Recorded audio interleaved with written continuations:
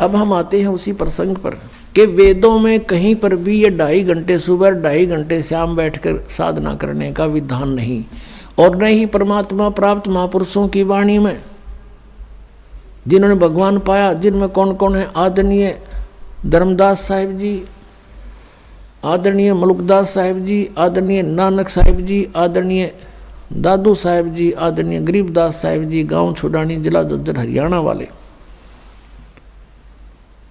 और आदरणीय घीसा दास साहिब जी, गांव खेकड़ा, जिला मेरठ वाले, उत्तर प्रदेश वाले।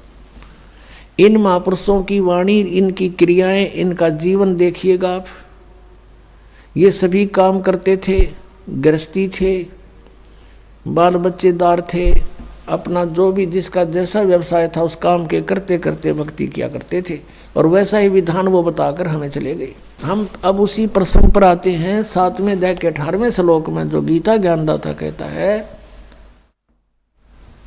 कि मेरी साधना करने वाले जो मेरी भक्ति करते हैं वो मेरे वाली ही अनुत्तम गति में सचित है, इसी में रह गई है, पार नहीं हुए। तो ये चुनक ऋषि था, इसने वेदों को पढ़ा और ब्रह्मा जी या अन्य ऋषियों से कुछ ज्ञान जो इसने ग्रहण किया, उससे तो हठ योग और ओम नाम का जाप, ये वेदों अनुसार ब्रह्म का काल की पूजा कर ली।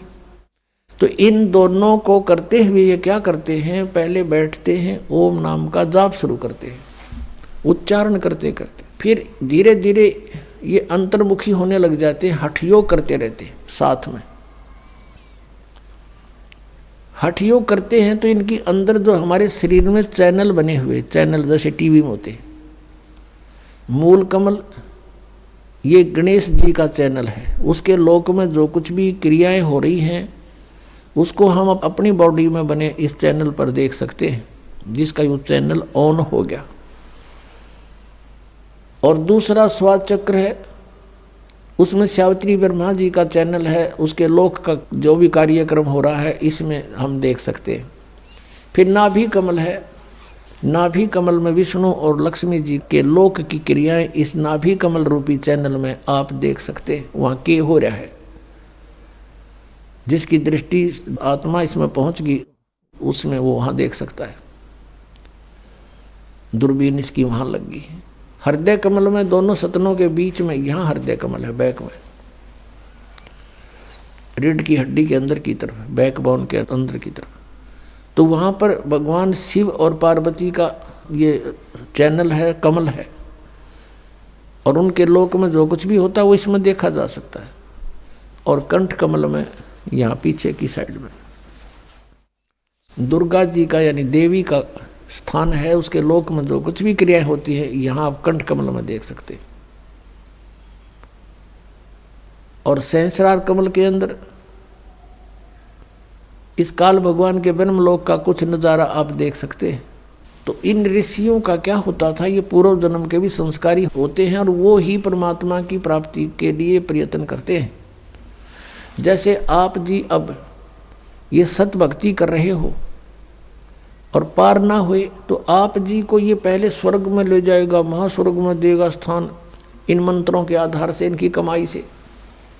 फिर पृथ्वी पर आपको छोड़ देगा, फिर यहाँ भी आपका मन नहीं लगेगा क्योंकि आपने ऊपर बहुत अच्छे सुख देखे हुए।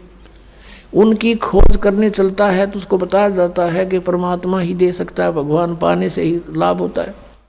उसके लिए फिर वही साधक प्रयत्न करते हैं और उनकी पिछले पुनों से कोई ना कोई चैनल ऑन हो ही जाता है। अब जैसे आप इन चैनलों के मंत्र जाप करते हो, ये चैनल आपके ऑन हो चुके हैं, लेकिन आपने ये देखने नहीं है। देखने से फिर क्या होगा, आपकी जो भक्ति वो व्यर्थ होनी शुरू हो जाएगी। जैसे हमने किसी से कर्जा लेना है, वो कर्जा उसको चुकाने की बजाय उसके कमरे में जाकर बैठ जाए और चार्ज लेता रहे, हमारे से क्या फायदा हुआ वहाँ का जाने का, वो कर्जा और बढ़ जाएगा हमारा। तो आप जब यहाँ रह जाओगे तो फिर आपको पूरा मिलेगा, सारा काल सब कुछ देगा आपको, जैसा कर्म है वो देगा एज इट इज। तो उस आधार से उनकी उस पिछले संस्कारों से कोई ना कोई चैनल ऑन हो जाता है। कमल खुल जाता है उनका, उसमें वो देखते रहते हैं, ऊपर के नज़ारे देखते रहते हैं। जैसे आप फिल्म देखने जाते हो सिनेमा हॉल में और 3 घंटे ऐसे जाते जैसे 3 मिनट। अब बताओ कैसा 3 घंटे, अब बैठ कर देखो कितने इंतजार करो किसी बस की, 3 मिनट भी भारा हो जाती है।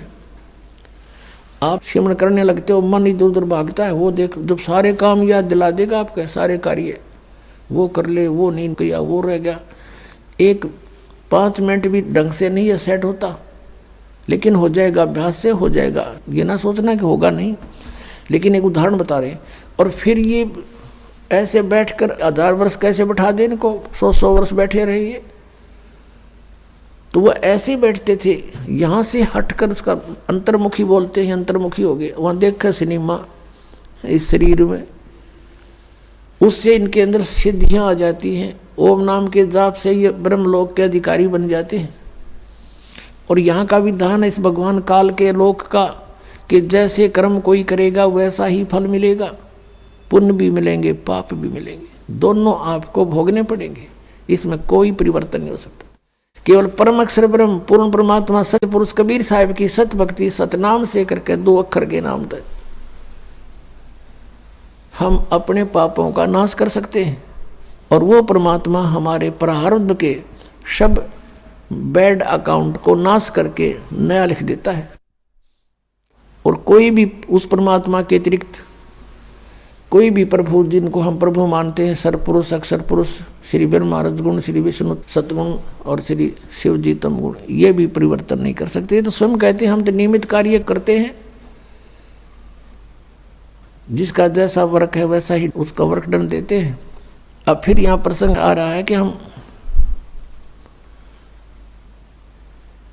इस तरह की साधना करते रहे और ये हजारों वर्ष तक बैठे रहे। इनकी कुछ सिद्धियां बन गई और कुछ ओम नाम के जाप से ब्रह्मलोक के अधिकारी बन गए। और इसने स्पष्ट किया है कि 7वें अध्याय के 24 और 25 श्लोक में कि अर्जुन, ये मूर्ख जन समुदाय मुझे कृष्ण मान रहा है, आई एम नॉट कृष्ण। ये मुझ अव्यक्त को व्यक्तम आपनम मनन्ते, ये मुझ अव्यक्त को, अव्यक्त माने मैं गुप्त रहता हूँ, अपनी योग माया से छुपा रहता हूँ, मैं किसी के सामने कभी नहीं आता। ये मेरा घटिया विधान है, अटल घटिया अनुतम। अब यहाँ अनुतम क्यों कहा आपने उसको, विधान को अटल, कि ये कभी नहीं चेंज हो सकता, मैं कभी किसी के सामने नहीं आऊँगा, ये मेरा अनुतम अटल विधान है।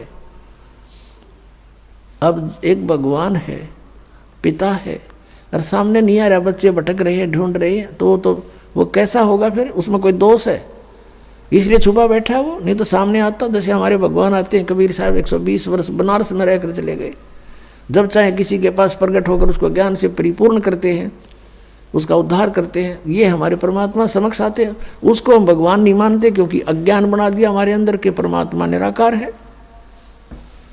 हम इस आधार से उस भगवान को नहीं पहचान पाए थे अभी तक।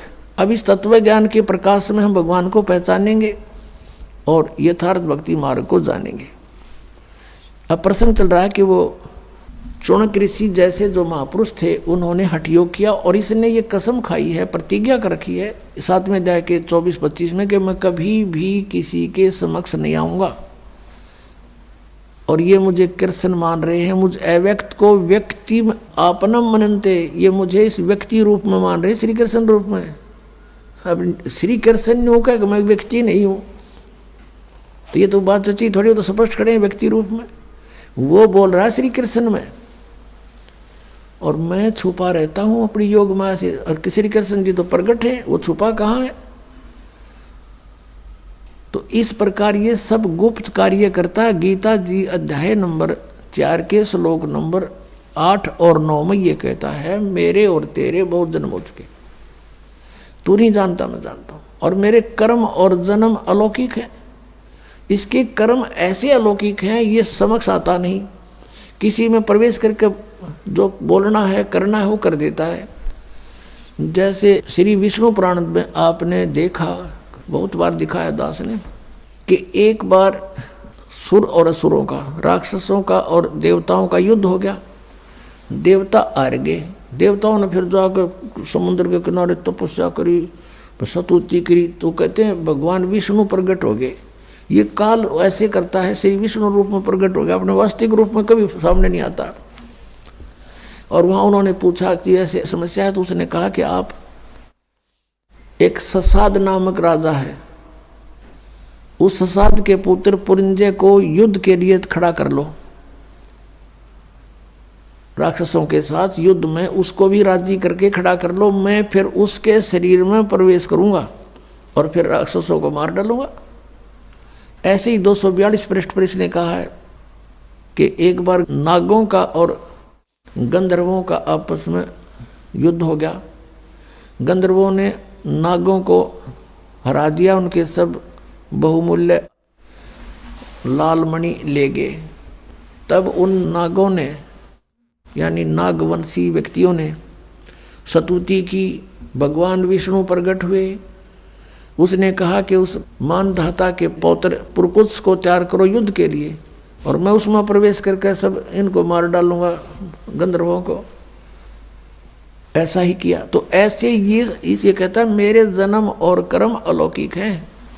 अब यहाँ ये कहता है कि 7वें अध्याय के 24-25वें श्लोक में गीता जी में कि मेरे को ये नहीं समझ पा रहे, मैंने प्रतिज्ञा कर रखी है, ये मेरा अटल घटिया नियम है, अनुत्तम नियम है कि मैं कभी किसी के समक्ष अपने वास्तविक रूप में नहीं आता, अपनी योग माया से छुपा रहता हूँ, गुप्त रहता हूँ।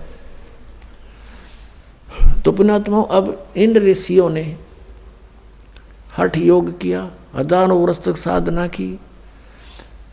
अब इसने कहा कि अब जैसे गीता जी अध्याय नंबर 11 के श्लोक नंबर 47-48 में कंसेप्ट क्लियर कर दिया गीता ज्ञानदाता कि मेरा ये है वो रूप, स्वरूप, विराट रूप जो मैं तुझे दिखा रहा हूँ, ये है मेरा काल रूप, ओरिजिनल रूप, ओरिजिनल बॉडी, और ये तेरे से अतिरिक्त पहले कभी किसी ने नहीं देखा, और न ही मेरी प्राप्ति यानी मेरे दर्शन, इस रूप के दर्शन, मेरे दर्शन न वेदों में वर्णित विधि से, न कोई जप से, न किसी तप से, न किसी क्रियाओं से, न यज्ञ से मेरे दर्शन, मेरी प्राप्ति नहीं हो सकती, मेरे इस रूप के दर्शन नहीं हो सकते। अब पुण्यात्माओं, कंसेप्ट क्लियर हो गया कि वेदों में वर्णित विधि से भगवान प्राप्ति नहीं हो सकती। यही कारण रहा कि इन्होंने वेदों के आधार से साधनाएं की, ओम नाम का जाप और हठ योग और ये किए सारे, इनसे परमात्मा के दर्शन तो हुए नहीं। इन्होंने समाधि दशा में देखा, किसी ने तो कहा मुझे केवल प्रकाश दिखाई देता, वो सहस्रार कमल में चले गए, और किसी ने कहा कि समाधि दशा में मुझे ब्रह्मा जी के दर्शन हुए, कोई कहता है मुझे विष्णु जी के रूप में दर्शन हुए, यही पूर्ण परमात्मा है, कोई कहता है मुझे शिव जी के दर्शन हुए, यही समर्थ शक्ति है। ये काल ऐसा छल करता है, अपने ओरिजिनल रूप में किसी को दर्शन नहीं देता, ये किसी का अन्य का रूप बना लेता, जैसे अपने तीनों पुत्रों में से किसी का भी रूप बना करके समाधि दशा में दर्शन दे देता है और उसको कह देता तथास्तु। वो ये सोचता है कि ये खड़ा हो यहाँ तो जा अपना धंधा लग गए, नाट बैठे रहेंगे सारे, कैसी बात बनेगी। इसलिए वो अपने वास्तविक रूप में दर्शन ना दे करके इनको भ्रमित कर देता है। तो वो साधक ये सोच लेता है कि मैंने समाधि दशा में श्री विष्णु जी को देखा और ये समर्थ शक्ति है, और इन्होंने कहा है उस समाधि दशा में, समाधि के अंदर कि मैं सर्वशक्तिमान हूँ मैं।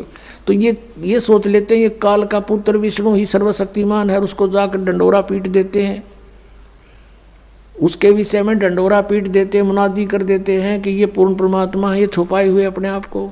इससे श्री विष्णु जी को भ्रम हो गया कि मैं ही शायद परमात्मा हूँ, क्योंकि सब कहने लगे। और जिनको ब्रह्मा जी के रूप में दर्शन दिया उन्होंने कहा कि ब्रह्मा जी सर्वशक्तिमान हैं, ये समर्थ हैं, मैंने समाधि में इनके दर्शन हुए हैं। तो उन्होंने ब्रह्मा जी की डंडोरा की मुनादी कर दी कि ये समर्थ शक्ति है। और जिसको शिव जी के रूप में दर्शन दिए उसने उनके बारे में कह दिया कि ये समर्थ शक्ति है और ये सर्वेश्वर है, ये काल के पुत्र। और ये करता खेल सारे ये काल है, ब्रह्म है, सरपुरुष है, ये इनके रूपों में आकर दर्शन दे देता है। जैसे ब्रह्मा और विष्णु जी का इसी कारण से झगड़ा हो गया। ब्रह्मा जी को भ्रम हो गया मैं सृष्टि उत्पत्ति करता हूँ। विष्णु जी को भ्रम हो गया कि ब्रह्मा तो मेरी नाभि कमल में प्रकट हुआ है तो मेरा पुत्र है। इस बात पर झगड़ा हो गया। वो कहे मैं तेरा बाप, वो कहे मैं तेरा बाप। विष्णु कहे ब्रह्मा जी को मैं तेरा बाप, ब्रह्मा जी कहता मैं तेरा बाप, मैं सारी सृष्टि का पिता हूँ, जगत पिता हूँ, उत्पत्ति करता हूँ। तो उस समय इस काल भगवान ने इनके बीच में एक स्तंभ खड़ा कर दिया, पिलर, जिसको शिवलिंग बोलते हैं। तेजो में शिवलिंग, लिंग माने स्तंभ। वो खड़ा हुई, फिर झगड़ा करना भूल गए। अब लंबा चैप्टर ना करते, इसको संक्षेप में कहते हैं।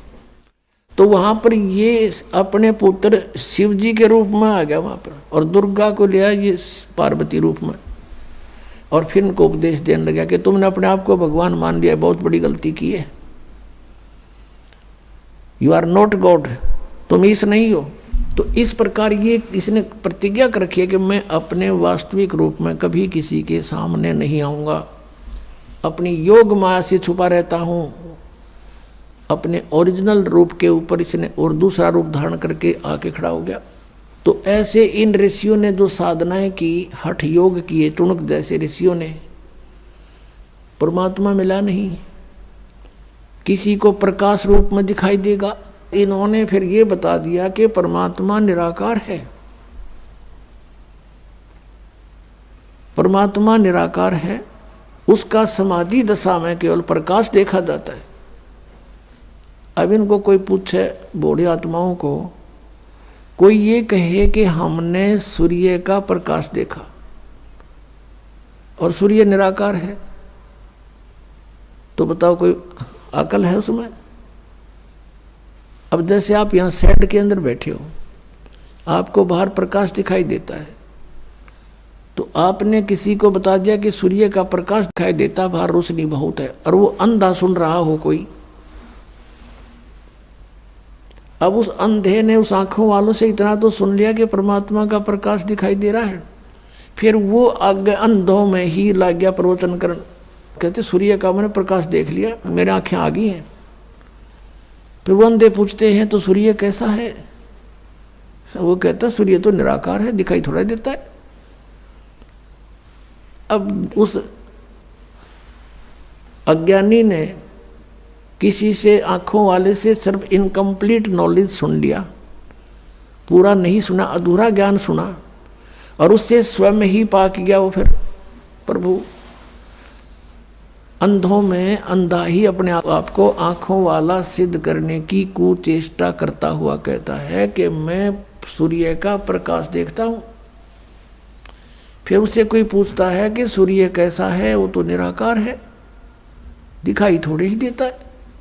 तो इन अज्ञानियों की आज तक ये थ्योरी थी, ये विधान था, ये सिद्धांत था कि परमात्मा का केवल प्रकाश देखा जाता है और परमात्मा निराकार है। ये कोई बात हुई? अब कोई कहे हमने ट्यूबलाइट देखी, ट्यूब का प्रकाश देखा, और ट्यूब को निराकार बतावे, क्या वो आंखों वाला हो सकता है? वो सुना सुना बकरा है। तो ऐसे ही इन्होंने जो हठ योग किए, इनको कुछ नहीं प्राप्त हुआ। इसने कह रखा है कि ना वेदों में वर्णित विधि से घर में जाए के 47-48 श्लोक में गीता जी में,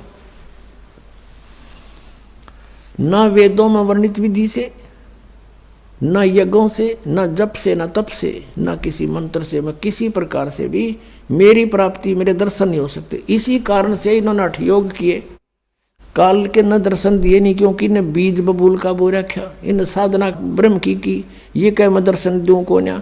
तो ये यहाँ पर आंट लगी रही। तो इन्होंने अपना अज्ञान सिद्धांत बनाकर समाज में प्रवेश कर दिया कि परमात्मा निराकार है, वो दिखाई थोड़ा देता है, तो सबने मान लिया। इसी आधार से चुनक ऋषि ने साधना की, हठ योग किया। परमात्मा तो मिलना था ही नहीं, मिला नहीं, एटम बम बन गया, सिद्धियां आ गई, इतनी सिद्धियां आ गई, कहते हैं 1 सेकंड में सभी इन 7 लोगों ने नष्ट कर दे, अतल उतल पताल, इनमें एक वचन से सबके सब उससे भय मानने लगे। बताइए थे ऋषि जिन डरते पीछे लाग रहे थे। तो फिर वो जब साधना काल उसकी समाप्त हुई, उससे वचन से कुछ अटपटी सी होने लगी, लोग पीछे लग गए, ऋषिश्वर कहला गए, ऋषिश्वर ऋषियों में श्रेष्ठ।